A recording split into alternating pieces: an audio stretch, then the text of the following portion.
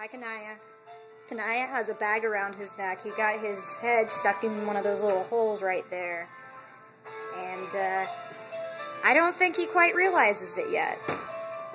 He doesn't know what to do. Yeah, he's just kind of, he's looking at this bag. I think he's wondering why it's following him.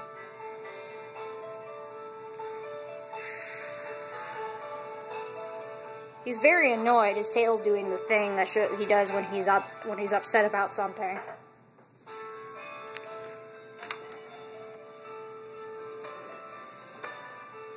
He's so confused. How did you do that? I have no idea how he did that.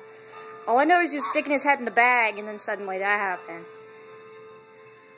I hope he doesn't. I'm surprised he hasn't like leapt up in the air and did a backflip or something. I think, yeah, that is the kind of thing he would do, though. Let's see.